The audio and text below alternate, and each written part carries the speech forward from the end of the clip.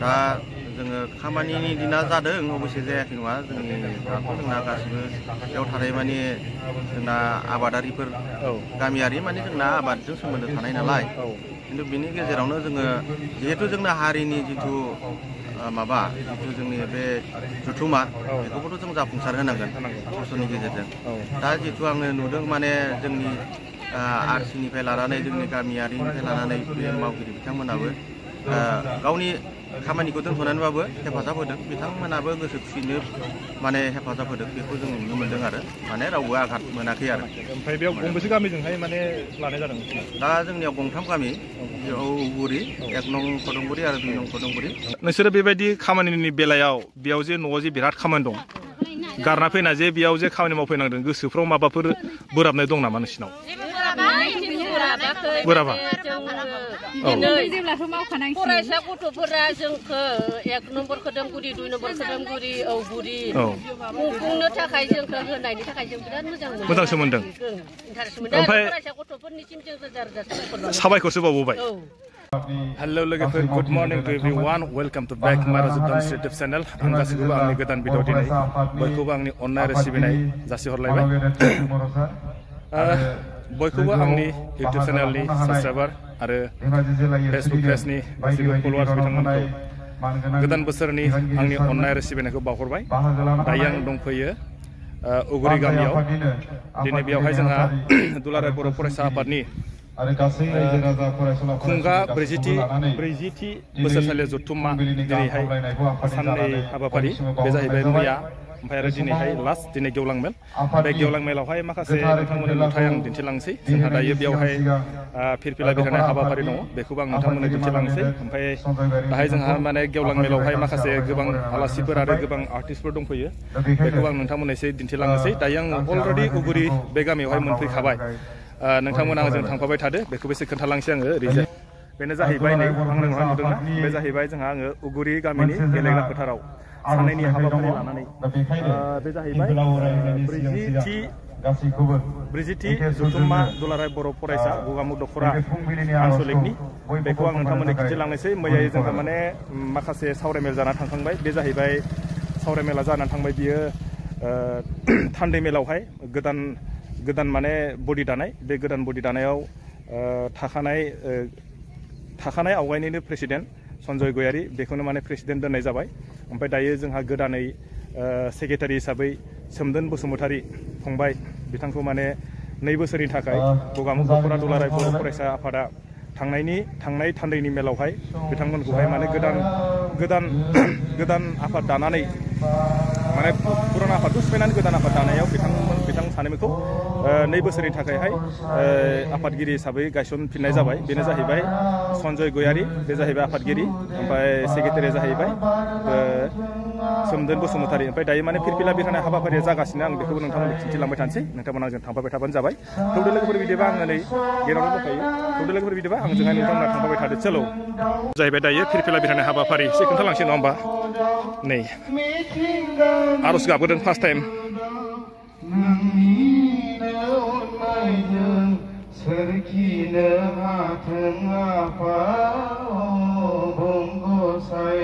बे सानस्रिजोंनो दुलाराय बर' फरायसा आफादा दिनैसिम बर' जाथिखौ दैदेनबोबाय थागोन आरो इयुनावबो दैदेनलांबाय थागोन आरो आं बेखौनो खावलायगोन जे जोंनि दैदेनगिरि बा समाज दैदेनगिरि फरायसा आफादनि दैदेनगिरि बा माहारियारिनि जिखिनि आफादफोरनि दैदेनगिरि बिथांमोनखौबो आं खावलायगोन दिनैनि बे गोथार फिरफिलानि गेजेरजोंनो जे जोङो बोरैहाय गावनि जाथिखौ गोजौआव दिखांनो हायो बा गावनि ओनसोलखौ जों बोरैहाय जौगाथाय लाबोनो हायो बे सिन्ताधाराखौ लानानै जोङो खामानि मावनांगोन आं बेखौ बयखौबो खावलायगोन आरो जोंनि गगामुग दख'रा दुलाराय बर' फरायसा आफादनि बिबानगिरिफोरखौबो खावलायगोन जे जोङो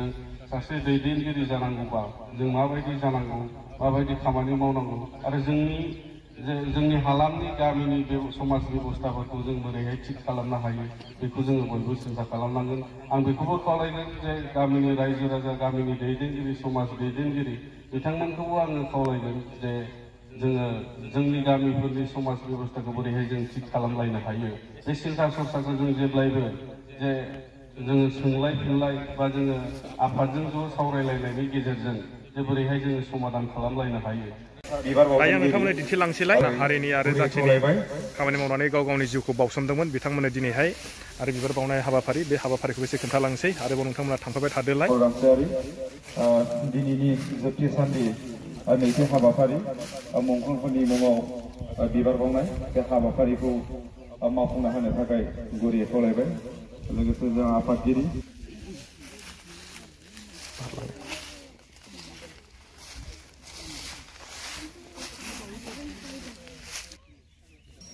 दायो बे समाव जों बाहागो लानो हानाय धेमाजि जिल्ला एबसुनि आफादगिरि मानगिरि सिरजिं बर' सार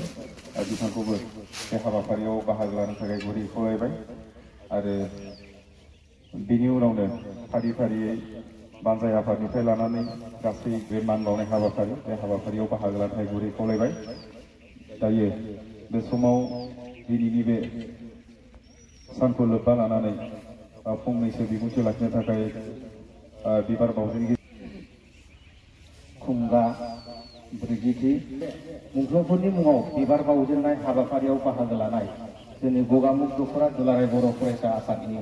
मानगोनां आफादगिरि नेहाथारि दिनैनि दिनाव जोङो अबे गामि नोंसोरो हा अबेनिहाय नोंसोरो नोलोबारि माथो कानसेनखौ दा अबे गामि नोंसोरलाय नोलोबारि मा गामि दुइ नाम्बारनिफोर नोंलाय बाल्थिंपारा। ओमफ्राय आङो दायो ओरैहाय मा होनो दिनै साननैनि हाबाफारि मिथिङाव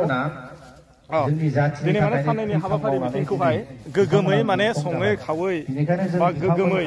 जाय जाय बिथांमोना मिथिंखौ बे गामिनि रायजोफ्रा मिथिंखौ खुंना हरबाय बिथांमोनजों एसे रायलायनोसै ओंखाम संनायाव आरो बिथांमोननि आरसिनि कमिटि बिसोरजों आं रायलायनि बिथांमोना माबायदि माने खस्थ' मोनदों आरो माने माखासे खेथ्रआव माबायदि बिथांमोना मिथिंफोर खुंना हरनायाव माबाफोर उसुबिदा जादों नामा बेखौबो आं एसे सोंनानै नोंथांमोननि दिन्थिहरनोसै। ओंखाम संग्राखौ एसे गोजानाव बानायनाय जादों माने बिथांमोना ओंखाम संग्राया एसे गोजान ओमफ्राय मेन पेन्डेला ओरैजाय बेयाव नै फिरफिला बाद गेट होनाया ओमफ्राय बेयावहाय गेटआ बिदि आरो ओमफ्राय आं दायो ओंखाम संग्राफोरजों एसे थांनि र' ओरैजाय थांगासिनो माबोरै संदों माबोरै मादों बिथांमोना ना खस्थ' जादों नामा बेबायदि बोथोराव माने दायो जे माने माइ हानाय बा बेबायदि माने खामानिनि दिनावहाय बिथांमोना जे मिटिंखौ खुंनानै हरबाय बिथांमोना बेफोरनि सायाव माबा मोनसे अजदफोर दं नामा बिनि खेथ्रआव आरो एसे सोंनानै आं लानि बिथांमोननावहाय नोंथांमोना खोनासंना लादो। माने दाथ' खामानिनि बिराद सिजोन नालाय बे खामानि मावनायनि बेलायाव जे बिथांमोना जे गोग्गोम मोनसे गिदिर मिटिं खुंना हरबाय बिथांमोनजों एसे रायलायनि र' आङो आरसिनि माखासे आफादगिरि आरो माखासे खामानि मावग्राफोरजों एसे रायलायनोसै बिथांमोना जे इमान माने खामानिनि बेलायावहाय माने दाथ' माने सोबबो मिथियो माइ हानायनि दुम दाम बेनि खेथ्रआव माने बिथांमोना जे साननैनि हाबाफारिखौ लानानै जानाय लोंनाय माने जिथुनाखि मिटिं इमान गिदिर माने बिथांमोना साक्सेसफुल खालामनानै हरबाय बेनि खेथ्रआव माने माबायदि खस्थ' मोनदों आरो माबायदि मोनाखै आं एसे सोंना लानोसै। आरसिनि नेहाथारि सारा एसे लाजिदोंनो माने दुगैयाखै जाहैबाय आं नुनाय माथो साफासो नुदों नै आदै बेबायदि खामानिनि बेलायाव जे नोंथांमोना जे साननैनि हाबाफारि गाजा गोमजायै सङै खावै मोजाङै जाहोहरबाय बिनि बेलायाव गोसोफ्राव माबाफोर बोराबनाय साननाय दं नामा बेबायदि खामानि बोथोराव माने मिटिं लानांगौ नामा? दा जोङो खामानिनि दिना जादों अबयसे जायाखै नङा जोंनि दाथ' जोंना गासिबो बेयाव थानाय माने जोंना आबादारिफोर गामियारि माने जोंना आबादजों सोमोन्दो थानाय नालाय खिन्थु बिनि गेजेरावनो जोङो जिहेथु जोंना हारिनि जिथु जिथु जोंनि बे जुथुमा बेखौबोथ' जों जाफुंसार होनांगोन खस्थ'नि गेजेरजों। दा जिथु आङो नुदों माने जोंनि आरसिनिफ्राय लानानै जोंनि गामियारिनिफ्राय लानानै बे मावगिरि बिथांमोनाबो गावनि खामानिखौ दोनथ'नानैबाबो हेफाजाब होदों बिथांमोनाबो गोसो खुसिनो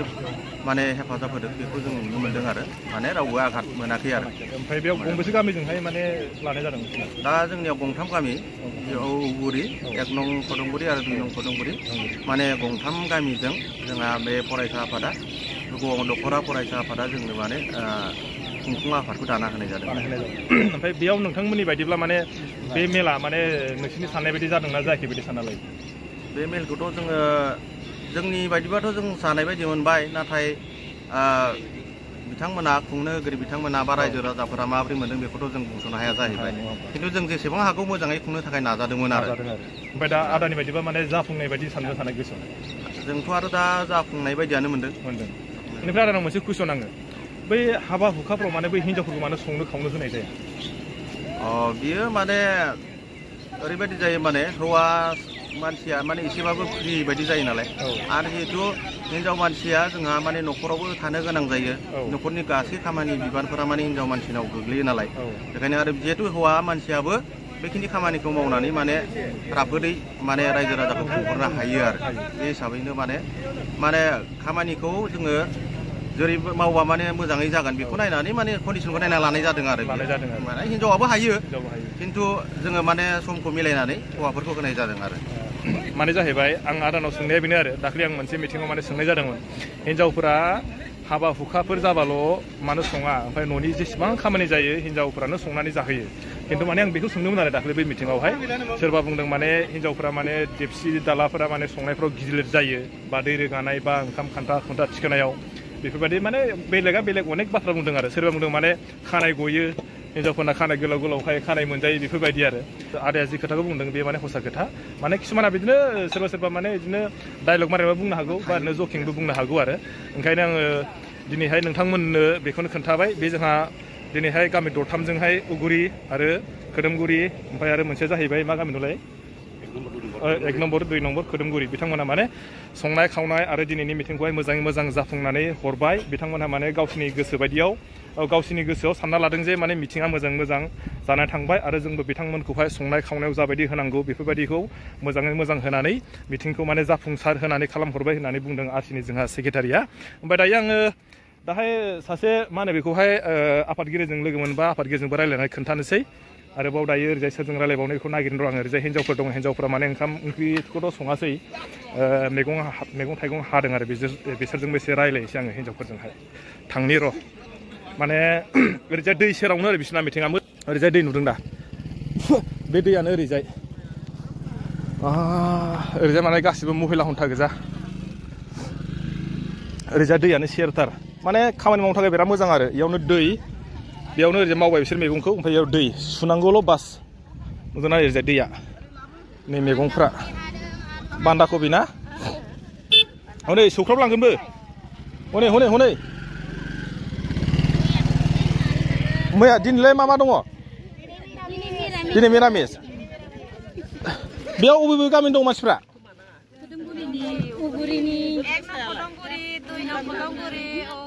नों बाजै बबे गामिनि लकेल आनलकेल आनलकेलालाय बबे सोर दङ आनलकेल 2 नम्बरनाथ' आनलकेल नोंसिनाव सोंसै आङो बेसे गोबाव जाखो बेसे गोजान जायो नोंनिफ्राय 3-4 किल'मिटार नोंसोरो बेबायदि खामानिनि बेलायाव बेयाव जे न'आव जे बिराद खामानि दं गारना फैना जे बेयाव जे खामानि मावफैनांदों गोसोफ्राव माबाफोर बोराबनाय दं नामा नोंसिनाव बोराबा फरायसा गथ'फोरा जोंखौ 1 नम्बर खोदोमगुरि 2 नम्बर खोदोमगुरि औगुरि खुंफुंनो थाखाय जोंखौ होनायनि थाखाय जों बिराद मोजांसो मोनदों ओमफ्राय फरायसा गथ'फोरनिसिम जों रोजा साबायखरसो बावबाय आच्छा गैया आरोखि मोजां मोनसोगारो ना मोजां मोनसोगारो फिसाफोरा मावदों जेला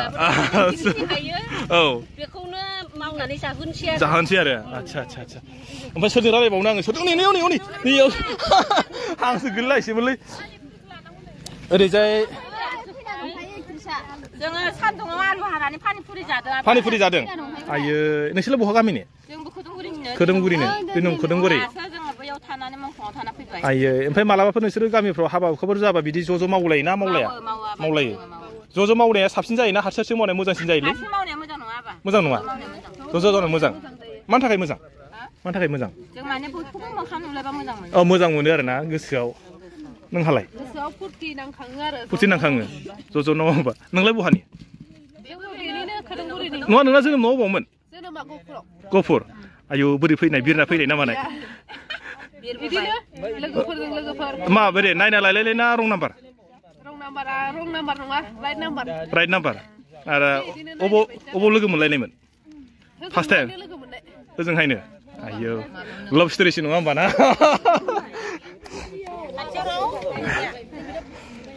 बिथांमोनजोंबो रायलायबाय नै इजों एसे रायलायनोसै बाजैजों हाउ आर इउ रोङा ना बहानि बाजैयालाय गामिनिनो जोनोम न'आलाय बहानिमोन उदालगुरि आयौ बेसे गोबाव जाखो बेयाव हाबा जाफैनायालाय 15 बोसोर जाबाय ना एसे खोन्थादो लाभ स्ट'रिफ्रा माबोरै जाय अबाव लोगो मोनजेननाय बोरै फैनाय फ्लाइटजों लायनाय ना खावना लायनाय ना हारसिं खारसन फैनाय बिदिनो खावनायसो खावजादों ओमफ्राय नों थांफिननो गोसो जादों जायाखैमोन हादिया ओरैबायदि माना आबाब दौलाय फनानै फैलायबायलै नै बेबायदि जादों माना आच्छा ओमफ्राय दालाय आदायालाय बहा थायो न'आवनो दंना होमबा नोङो थांफिनलायनो नागिरनाय मा आदाखौ फसायाखैमोन नामा फसायाखैमोन होनबा आइयो बिदिसोमोन होनबा ओमफ्राय बेसे बुरजा गाबनाय सानबेसे गाबनाय गोबां गाबदों सानबेसे गाबनाय हालाना आं जमिनिबो खालामबाय नोंथांमोनजों नोंथांमोननो खोन्थाबाय नोंथांमोना जुदि नायनानै माबायदि मोनखो आरो सोरबाफ्रा माने गाज्रि कमेन्ट हरनायखौ आङो लुगैयाखै नोंथांमोना जुदि नायनानै मोजां मोनोबा हाजासे लाइक आरो शेयार खालामना हरदो बेनिफ्राय आरो जेसेबां हायो एसे खोन्थालांबावनो नाजाबावसै आङो दाहाय माने सानसेमानि प्रग्राम दंबायो जोंहा माने मोसाखावरि हान्जाबो दंफैखायो होननानै आं खोनानो मोनबाय दहायो जिथुनाखि फिरफिला बिरहोनाय हाबाफारियाव ओमफ्राय लोगोसे जोंहा एडुकेसननि दायो सावरायमेल जागोन बेयावबो जोंहा जों माबानि मरिदल कलेजनिफ्राय जोंहा एसिस्टेन्ट प्रफेसार बिथाङाबो अलरेडि बाहागो लाफैगोन होननानै दानि फिरफिला बिरहोनाय हाबाफारिनि गेजेरजों बुंनानै होखाबाय बेखौबो आं हानायमानि नोंथांमोननो खिन्थिलांसै दायो आं माखासे बिथांमोनजोंहाय संग्रा खावग्राफोरजों एसे रायलायनानै आरो माखासे जोंहा ओरैजाय महिलाफोरजों एसे जमिनिबो खोथा रायलायनाय जाबाय सोरबा सोरनिबा खोथा रायलायनानै नोंथांमोना नायनानै माबायदि मोनगोन खिन्थु आं खावलायगोन आरो बिनि गेजेरजोंहायनो नोंथांमोना बिनिखौ लानानै माने गाज्रि कमेन्ट दाहो आरो आङो दाहाय माने हानायमानि एसे खिन्थिलांबो नाजाबावनोसै दायो माने फिरफिला बिरहोनाय हाबाफारियाल'सो जिथुनाखि जोबना थांदों दायो माने माखासे गेवलां मेल दंबायो नालाय